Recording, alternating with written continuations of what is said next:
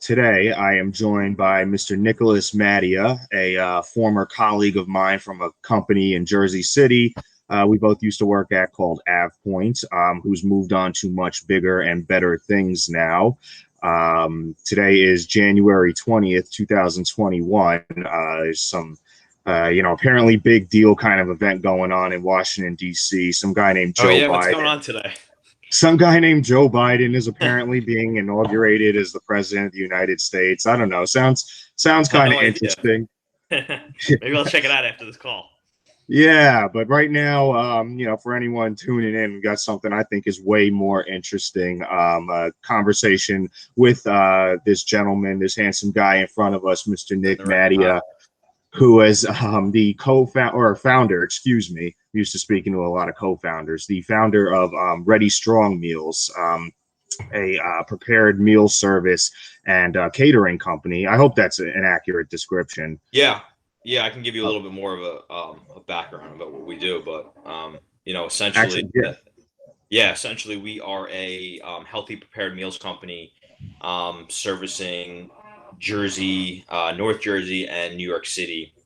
So what we do is we make healthy portion prepared meals, and we deliver right to your door, or we have certain pickup locations where you can actually pick up the food.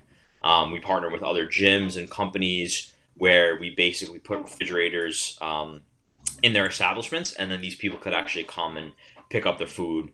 When they order. So it's definitely convenient for people that work. If they're not around during the day when we deliver, they can pick up the meals. If they want delivery, we can always deliver to them. So it's we also offer catering. I have another company that I'm a co-founder and actually Down With Us events, where we do more on-premise and off-premise catering.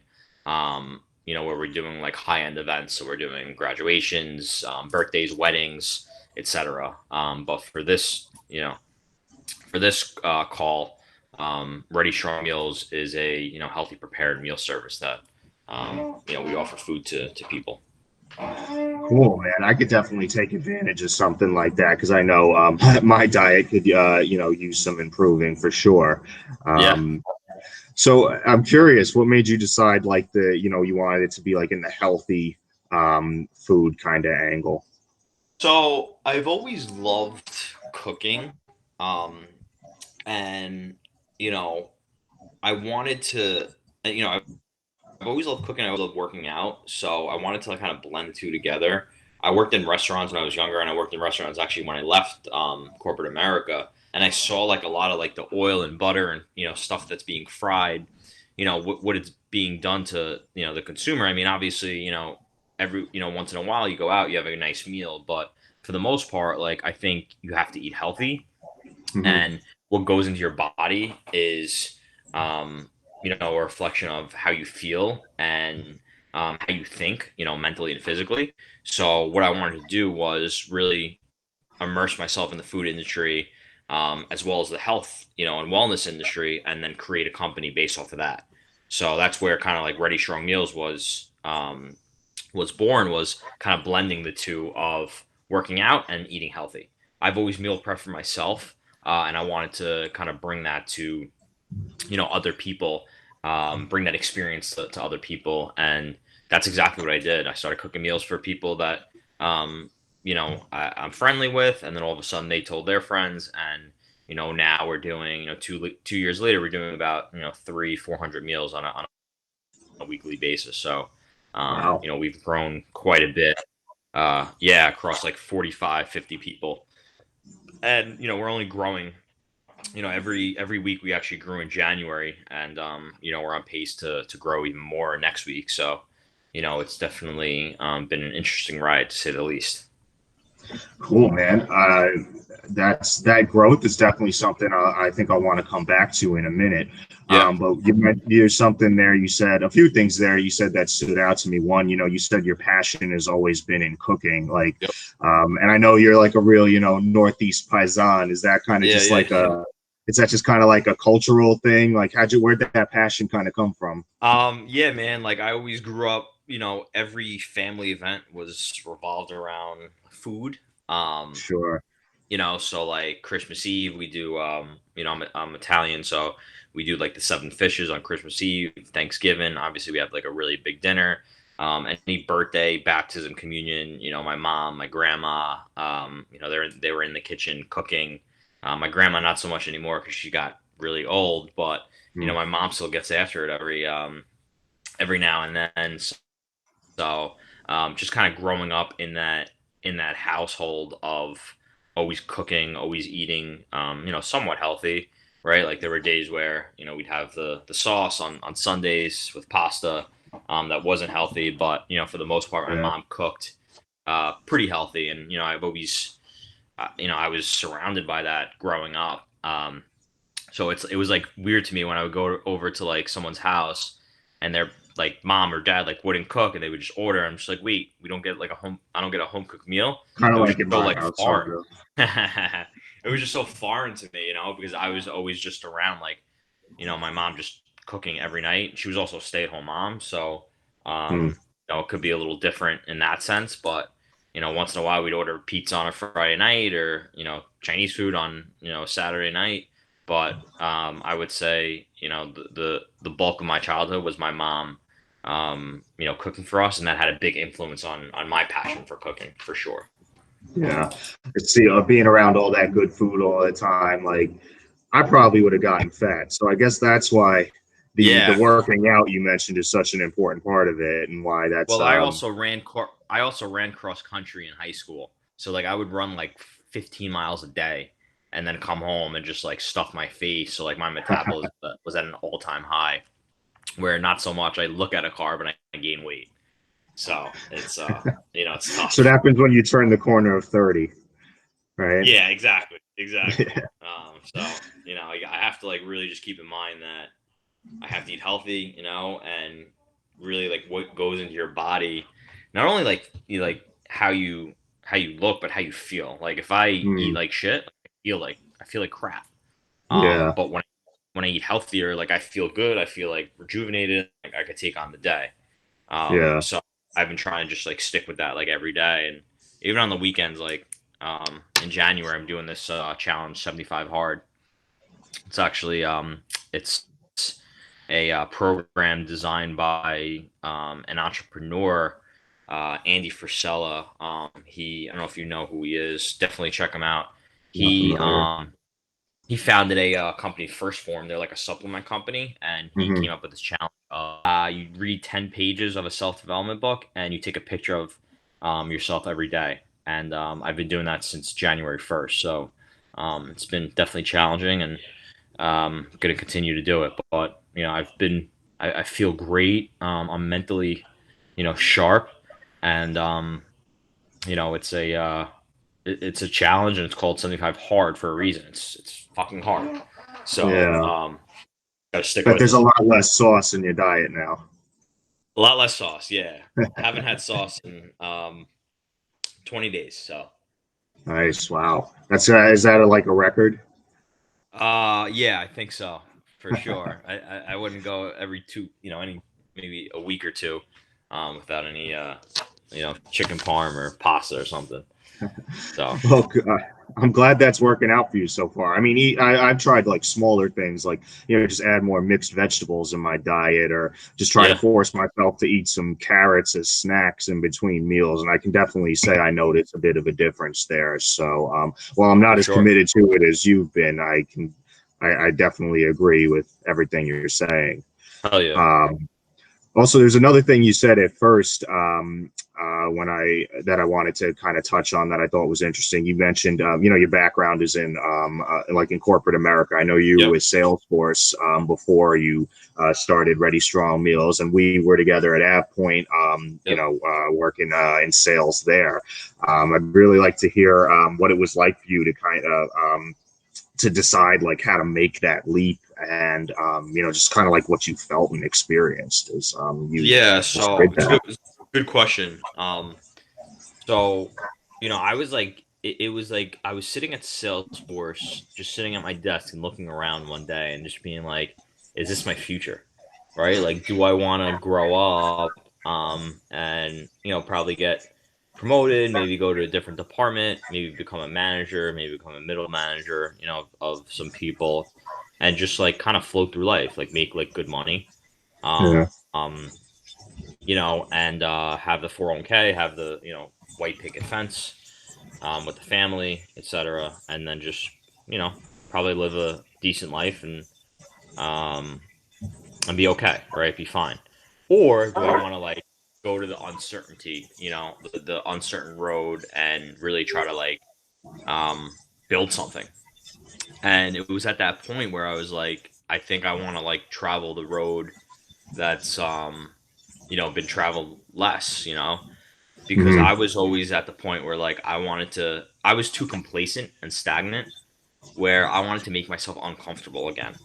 And I think that with uncomfortableness and being scared, you'll actually grow. Hmm. And that's where I made the commitment of, okay, I'm going to leave corporate America and work in restaurants for free. Um, and that's exactly what I did. I left Salesforce and worked in restaurants around New York City and Jersey City for free. And when I left Salesforce, I was scared shitless, man. Like I was very nervous. I believe you. It was funny. It was like when I left, I had like a relief, like I had relief, but then like a couple days later, like panic and anxiety and like um, all the emotions kind of kicked in. Like on Hmm. Monday mornings, like I thought Monday mornings would be a little easier for me. It was actually worse because I saw like my friends and like everyone else going up, getting to work, and I just like felt like I had no purpose. So it was very, very anxious, you Hmm. know. It was a little depressing, right? And scary at the same time. But I wanted to commit myself to the food industry, and that's what I did. And I'm glad I did, because now, I'm running a small company. We do about $3,000 or $4,000 from revenue a week, but we're only It's pretty growing. substantial. Yeah, it's not bad, right? So, from literally just having an idea, a little over 2 years ago to you know having some revenue come in with zero. I didn't fundraise at all. It's been just bootstrapping, just grinding, hustling. I was going to ask you about that. Yeah, just grinding, hustling, man. Just living off my savings. To be honest with you, that's what I've been doing for the past 2.5 years. So, I think it's like leaving the corporate job and then making that commitment is super important. Hmm. Um, because if you're not, committed to something, then you're kind of just all over the place. So Yeah, for sure. You know, you mentioned, discomfort, anxiety. I mean, how did that sounds like really, really tough to deal with. I'm curious, like, how you dealt with it and like what you could recommend to anyone else, starting out their own business. That's, I'm sure, going to experience, a lot of that, like how they can cope. I've always looked at like I tried to look at like the big picture of like, hey, like if you want to build something great, like it's gonna be hard, it's gonna be Mm. challenging, it's gonna be painful, it's gonna be a little depressing, it's gonna be a little lonely. Um, and no one that's built anything like substantial like hasn't felt this before. So Yeah. like I felt like I found comfort in knowing that other people like that have built something like went through or is going through what I'm going through. So like that's what made me kind of realize like, hey, like Jeff Bezos, right? Like in Amazon, like he had the fucking Amazon thing like on his wall and was working some shitty apartment, and now they're Yeah. like over the world. You know what I mean? So it's like I'm sure he felt a sense of anxiety and loneliness, and people told him, "Hey man, just give up. Like you're not going to build the biggest company in the world. You're not going to be one of the richest people in the world." Like I'm sure he got that feedback from people.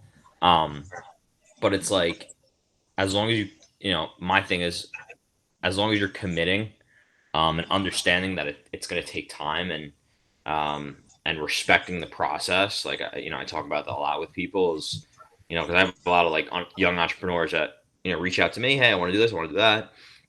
And a lot of people, they'll start something, and a couple weeks later, they'll see that they're not making any progress, and they'll quit. Or Mm, a lot of people, they'll talk about starting something, they never even start. So like before they even start, they give up. mm, Um, and that's such a bad like mentality, because if you're gonna literally give up before you even start, like how do you know if it's gonna succeed, right? yeah. Like it's paralysis by analysis. Like they're analyzing, they are getting paralyzed, and they don't even start, and then it just falls. It just falls, just goes away. Um, Yeah. so I No, think that I struggle with that myself. So I know yeah, I mean, exactly. listen, we all struggle with it, right? I think the biggest advice is like you gotta just take action every day, and like keep momentum going too. That's like a big thing. Like you need to like be like your own like biggest supporter. Mm, Because other people are gonna like shit on you and say, oh, like you should probably go back and get a job, or you should do your you shouldn't be doing your own thing. Like I've gotten all that criticism before. mm, My own friends, family, because like they want what's best for you, right? Like they don't sure. they don't want to see you struggle. Like It's well intentioned. it's well intentioned, exactly. So if someone's saying, hey man, like maybe you should get a job, or maybe you should focus on this and that, whatever, like it's not them being a bad person. It's just them um seeing that you're struggling, and they want you to not struggle. So Yeah. it's normal. Yeah. They just don't know what you're experiencing, like how much this means to you Exactly. and why you really, want to take that risk. I mean, like Jeff Bezos, as you mentioned, who, had a cushy job, like a Wall Street company, good health Yeah. care and all that. And people probably thought he was bonkers. And those who cared about him were like, maybe you should rethink this. But he Yeah. just, had to. He just had to, right? Yeah. It's Um, like once you get that itch, it's like you get that like entrepreneur itch. It's almost like an addiction. It's mm, like when you're like growing, like when I'm growing a business, like it's almost like I'm addicted to like the next level, right? Like I want to get to the next level. Like, okay, I did, X amount of meals this week. I want to do, more meals next week. yeah. So and it's a good addiction, right? Like it's not, anything bad. So, um, Sounds it's like the rush you get from overcoming a challenge, for really sure, accomplishing exactly. Like, something. and then once you like crush that challenge, or once you like, and like obviously there's problems that like come, ton of problems come along the way. Um, I had a big problem on Monday where one of my pickup Mm, locations, they changed owners, and there was an issue with the fridge, and there were 6 orders that were being delivered, so I had to like rearrange everything, and hand deliver all the meals. So you're gonna kind of like run into those issues that are just out of your control. Like there's gonna be just yeah, things that are out of your control, and there's nothing you can do. You just gotta figure it out. And I've become a really good problem solver and firefighter, putting out fires over the years. Um, an important lesson. If you want to be a successful entrepreneur, prepare to be a good firefighter. yeah, you have to be a good firefighter. You gotta anticipate like that. There's gonna be challenges, and then how to overcome those challenges. So it's like I'm always like I'm a very positive, optimistic person, but like when it comes to Yeah, business, I'm very like negative, in the sense of like, all right, what could go wrong? yeah, And like, chances are what could go wrong like does go wrong. yeah, So you always have to like try to like, it's like a chess game. You have to try to be like 2 steps ahead of the game, and understand that okay, there's gonna be challenges. What are you gonna do to solve those challenges, solve those problems?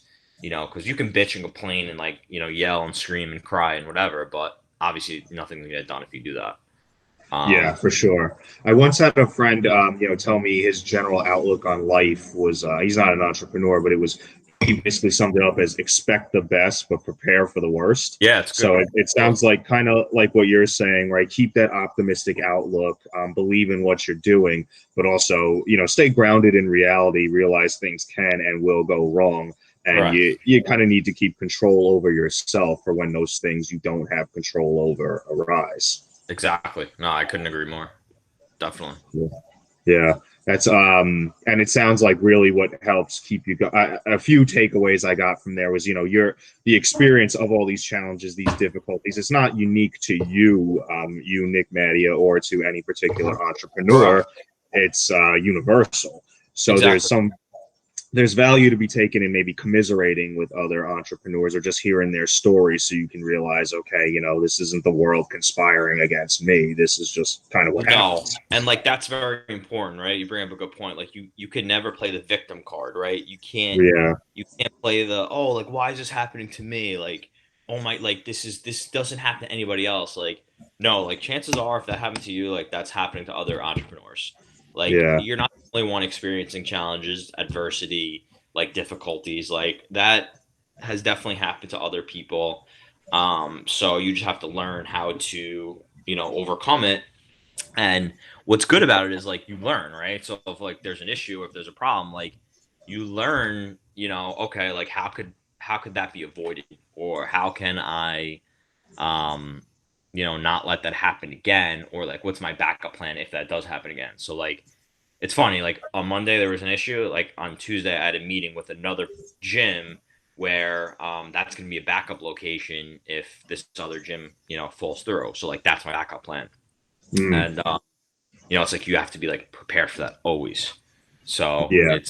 it's it happens, and you have to just adjust. You're gonna have some good days, you're gonna have some fucking shitty days. Yeah. And it seems like on the flip side as well, something I kind of took away from what you were saying is when you do have those, those wins, those accomplishments, you really got to, celebrate them, Sure, 100%. because they're all very meaningful. And the negatives, the things that go wrong are all powerful learning experiences. So much of it comes down to, how you choose to view things. Of course, and like sometimes like this was like totally out of like my control, is out of like my driver's control. It just happened that they essentially had no room in their refrigerator, and they didn't tell me. Mm, Um, so there's nothing that I could have done differently. If there's something that I could have done differently, then you kind of learn, and you adjust. yeah. It's interesting you mentioned what you wish you could have done differently. That's actually what I wanted to touch on. And, Yeah, looking back through your journey so far, I'm sure it's been the longest 2 years of your life. Is there anything yeah. you wish you knew that you didn't, or that, you wish you had done differently? Um, Anything I've done differently? No, because I think that it's been. I think you're at a certain point in your business or in life for a reason. Um, so, I think I would probably tell my former self, like, hey, like, be more patient, because Mm, like you always want to like grow fast and grow quickly, but sometimes you're just not ready. Like, you're just not there yet. So, I would say that, and you know, don't be so naive, because a lot of mm, people, they try to take advantage of you, and they try to kind of push the envelope. mm, So I got taken advantage of, screwed over, early on. But that actually, it makes me have thicker skin, and mm. I definitely trust people, but it's You tough have when to. you have to, right? Like when you're building a business, you have to trust people, but at the same time, like what I found out is a lot of people will talk a big game, but they'll never follow through with it. Like Mm, if you're talking a lot, and you're a loudmouth and whatever, like I almost think that, okay, like he has nothing really to bring to the table, or he or she has nothing to bring to the table. Like they're just gonna like talk a big game, and chances are like I'm right. mm, Um, and then if like some people that like don't really talk and just show through like their action, are great. yeah. So that's I've learned that in business. I didn't really learn that in corporate America, because like you're dealing, like, I think you're dealing with a different type of people. Um, Whereas in the business world, it's just everybody's like fighting for survival, and trying to rise up and whatever it is. But a lot of people, they'll talk a big game. So like now I don't even listen to people anymore. I just go by what they're doing and their actions, and then I can, determine whether um, they mean what they say. Yeah, I've always found it to be pretty true that people who are really capable, who are trustworthy, or whatever, don't have to broadcast that sort of thing. You just kind of Exactly. find out about. You just find it out about them. Is that like one of the most unexpected things you encountered during this journey? Just kind of like people talking a big game and not coming through, or was there anything else you really ran into that you're like, wow, I did not expect this? Um, I think yeah, I mean, being so naive early on was definitely like, whoa, I didn't see that coming. Mm, Um, and then just like all like um the challenges that like come along like growing a business. Like for me, it's like trying to find, kitchen space. Like right now, like, I'm renting space out of a commercial kitchen, which is going pretty well, but um just trying to find, different options, and um, you know, it, trying to find good people to work with me has definitely been a challenge. Like trying to mm, find talented cooks. So I think hiring is like a big challenge for me, and I'm assuming for other businesses as well. for You sure. know, I I had like very very high expectations like in the beginning. Like even now, like I expected like people that work for me to do like the job that I've done, that I Hmm. do. But at the same time, it's like I can't expect them to go above and beyond when they don't own the company. So Mm, I started to kind of temper my expectations a little bit, and understand that these people are just they're employees, right? So they're not going to yeah, work as hard as I am. They're not going to care as much as I am. This is my baby. This is my you know son or daughter that I brought to life. So it's up to me to make sure that I'm doing a good job, and I'm doing everything I can, not really theirs. So yeah. They seem to have the perspective of the old Nick Mattia. The yeah, Salesforce era Nick Mattia. They're employees, exactly, right? So exactly. So and I have to try to come to terms with that. And I have. I think I've done a better job doing that. But when I was first starting out, I was like, why doesn't he care as much as me? Like, what's going on? This is sure. so It you know reminds me of like a parent. You mentioned it's your baby, like a parent going to parent teacher conferences. Like, why doesn't the teacher care about my kid as much as I do? Why is he not the yeah, special one? yeah, Yeah. exactly. So fair enough. You touched on hiring there a bit. I guess, and you mentioned that was a challenge. I guess, how have you kind of approached that? So in the beginning, it's funny. I was just trying to look for anybody. I was like, hey, can you help? Like whatever, like I just need hands, like in the kitchen. Because I was doing everything in the beginning. I was buying the food, I was cooking, I was prepping, I was delivering, etc. And then like got to a point where I needed like help. Yeah. And I'll never get like my mentor who works in the food business. He runs a bunch of pizzerias in New York. Um, and he was like, "Hey man, like you need to be very specific in the role that you're hiring for. So you can't, just hire anybody and expect them to do everything. Like you have to be specific in terms of, okay, this person is going to be a prep cook. This person is going to be, a delivery driver. This person is going to plate the food, etc. And I didn't do that at first. I was just hiring just anybody with a pulse, basically. Anybody that Yeah. ever I needed help. And then I started to get more specific in the sense that, okay, these people will be these people will help cook, these people will help delivery with the deliveries, these people will help plate. And I really adjusted my mindset in hiring. So that's, I think, very important in the sense that in the beginning, I had no idea what I was doing with hiring. Now I'm trying to get very granular and Mm, focus on, hiring for specific roles. And now I have I'll have two cooks who help me cook. I'll have a person who plates, their role is to plate, and then I have a delivery driver. Their role is, a driver. At first, I Yeah. was looking for the person to cook, drive, and plate and everything, and that just wasn't efficient, and they were getting Yeah. frustrated because I didn't define the role, so I was asking them to do more than what the actual role was.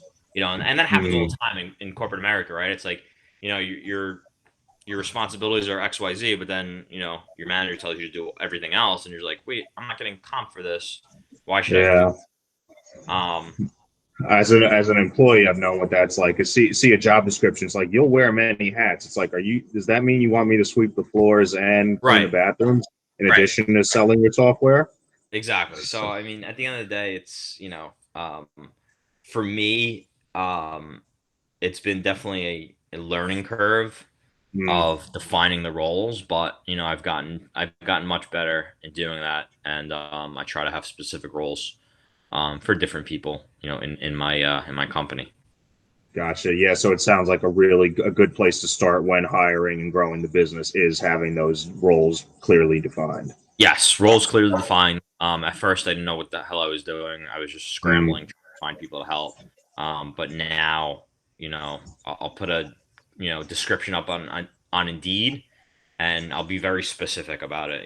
Looking for driver with 5 to 10 years of experience. We route out all the orders. So the pay is clearly defined. At first it was just like, hey, I'll give you this, but now it's clearly defined. So that's definitely been a learning curve for sure. yeah, definitely a very important lesson to learn for sure. Yep, absolutely.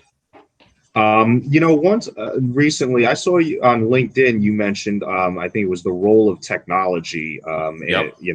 in your business. It was just a post, so it was, I think you kept it kind of short and succinct. But I'd really like to hear you elaborate, kind of, especially Yeah, considering you have a background in technology, how for the sure. role technology played.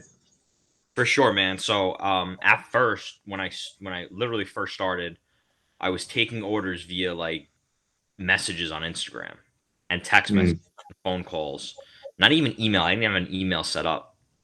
And what was happening was I was obviously fulfilling the orders, but it was um, it was getting to a point where I was unorganized, and I was taking orders on Instagram messaging. I was taking text messages, and just compiling all that like data onto a spreadsheet was just not efficient. So I was like, all right, I need to leverage technology. Um, I need to really, if I want to be efficient and grow, because like I'm always looking big picture. I'm always thinking big picture. I'm like, I need to, invest in a website, and I need hmm to invest in some type of ordering, platform, and that's where Shopify kind of came into play. So I Right. implemented Shopify, which is basically an e-commerce platform, and they allow you to build your website on their platform as well. So it was kind of like all in one platform where people can order, and then I can actually see the orders. And then ever since then, like I've been so much more organized. I have everything in one place. I have all the orders in one place. I could see what they ordered. I export into an Excel spreadsheet. I create, nice pivot tables of all the orders, how many meals, etc. At first I was just like, it was like on a piece of paper and, a pen of like, okay, I need 5 chicken dishes, 3 shrimp. And I would like, sometimes I would like Wow. miscount, and then I would be like one down. It would just be like, it was a mess. Right. Yeah, So, sure. um, I think the power of technology helps me be more efficient, organized, and it's allowing me to streamline, my business. So, ever since then, I implemented Shopify. I had Mailchimp to help with my marketing. Um, I integrated a text messaging platform that every week it's an automated message that goes out to my customers, reminding them to order. I have reminders basically when the order has been shipped, so people can go in and they'll get a text message saying, hey, your order's been shipped to the location or it's been delivered to. um, and that's been for the customer, it's been um, much more of a better process for them as well. Mm, So not only for me is it easier, but for the customer, they know, okay, on Thursday, this is when I order. I get my meals on Monday. Here's an invoice, here's a receipt. Whereas before, it was just me saying, okay, cool, like I'll deliver your meals like Monday. So there's a whole process in place where, it's not only good for me, but it's good for the consumer, and it makes me look more. sure. Yeah, you've got kind of like both sides of the coin, so to speak, kind of addressed there. The customer has a better experience, which is obviously good for business, but there's Yep. a lot of demands on your time. You're spending a lot of energy, and with the proper application of technology, you can, more efficiently direct that energy. Use that time, and I guess get a real grip on things because, like, Yeah. pen and paper and fax is just not going to hack it in Yeah. 2021. It was fine when I had like 20 orders, 30 orders, but like, Yeah. once I got to like 90 or 100, then it was like, all right, like I'm making mistakes and I'm miscounting stuff, and it was, it was a pain in the ass. I'm not gonna lie, it was definitely a pain. Yeah, sure. It sounds like it, but yeah, I'm glad you were able to tackle that challenge. Yeah. That kind of brings me to my next question. My next point about the demands on your time and how you kind of getting pulled this way and that, and technology was a big part of more effectively using your time and energy. A big challenge for entrepreneurs, at least that I think is pretty much universal, that I see everyone mentions balancing work and life. I mean, I'm sure you still want Yeah. to have some semblance of a social life, go see Yeah, for mom and sure. dad and grandma and eat some of their home cooking. So how do you do that? Yeah, I mean, listen, I think it's definitely important to balance work and life.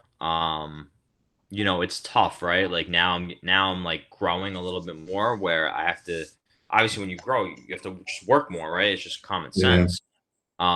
And you know, we try to rearrange stuff in my family where um, like for instance, like this, um, so like yesterday was actually the anniversary of my dad passing away I'm 14 sorry. 14 years ago. Thank you. Wow. And we were supposed to do like get together as a family on Sunday, and I was like, listen, mom, like I can't, I have to work Sunday. So like that was like, she was obviously understanding, and then we actually moved it to Saturday instead. So it's like that's the sacrifice that you have to make in order to, be successful. So, I think trying to find the work life balance is it's always going to be tough. It's always going to be a challenge. Um, you know, we've had arguments before, me and my mom, but not going to be the time. It's not going to be the last time that we have, arguments, because my mom's used to like the 9 to 5, Monday through Friday, Saturday and Sunday is Mm, carved out, whatever. Now, I'm running my own business, so there probably is going to be a time when I'm working Saturday and Sunday. Probably Friday, Saturday, and Sunday. yeah. Um, so it's tough, right? It's always a challenge. I think it will always be a challenge. I'm not at a point where I can, not be in the kitchen and have someone kind of manage and oversee it. I still need to be there. I still Mm, need to know what's going on. Um, so I think it's something that I still struggle with, and I'm always gonna. I think if you're trying to build something great, like you're always gonna struggle with like that work life balance at the end of the day. Um, and how I manage it is trying to just um, make as much time as I can for family, and try to like negotiate with them, right? So it's like, all right, you can't do Sunday, can we do Saturday? Or you can't do Saturday, can we do like middle of the week, like Wednesday dinner, whatever? Um, and sometimes it's tough because a lot of people work during the week, right? So it's not a good time for them. yeah. Um, so I think it's just it's a struggle that all entrepreneurs are going to face, but we try to figure it out, and we try to make time. Always make time for obviously my family, but at the Yeah, same for time sure. trying to build something. So It's tough. Yeah, it sounds a lot like there's no silver bullet there, magic No. bullet, I should say. You just got Yeah. to kind of take it as it goes and try your best. I mean, Exactly. there, I there try. really is no simple answer. Exactly. Exactly. Fair enough. So I'm also kind of curious. I mean, are there any like, books or websites or just any resources you recommend for entrepreneurs to like check out to, learn more, get a better grip on things? Um, yeah, I'm actually reading Ray Dalio, the owner of Bridgewater, CEO of Bridgewater. He has a book, Principles, that Hmm. I'm reading right now. I highly recommend that book. It just goes into like his principles of like um what he's learned over the course of 30, 40 years building one of the biggest financial companies in the world. So he talks a lot about you know his his personal principles, which have been really eye-opening for me. Mm. um I would say The Seven Habits of Highly Effective People. That's a great book. Um, and I listen to a lot of podcasts, to be honest with you. Podcasts by like Andy Frisella, Ed Milet. These are entrepreneurs that have built, multi-million dollar companies, and they're worth millions of dollars, so they're super successful. But I would say those books are definitely two top ones that stick out Yeah. to me. Hopefully, one of these days, this podcast ends up on some entrepreneurs lists. Yeah, You man. know. Um, I mean, just really one last question. Sure. I'm just kind of curious. Do you have any kind of like parting advice? Anything you want to mention that maybe we haven't touched on that aspiring entrepreneurs should know? I would say be aggressively patient. Hmm. So Interesting. under, understand that it's going to take time, but have a sense of urgency every day. And don't look at, obviously have a good sight of the big picture, but focus on attacking the day and being aggressive every single day and moving the needle forward. Um, because a lot of the time there's always a lag in business, right? There's always like, you work your ass off for years and then you'll finally see it come fruition years down the road. Like people that I've been marketing to and trying to sell to, 9 months, a year and a half ago are now starting to finally, come around and start to order from my company.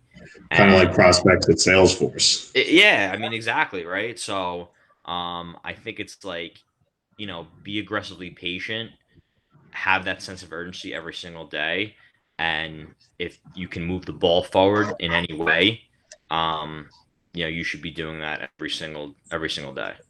And if you stay stagnant or if you're not really moving the needle forward, then you're ultimately going behind. Like um, you're not progressing at all.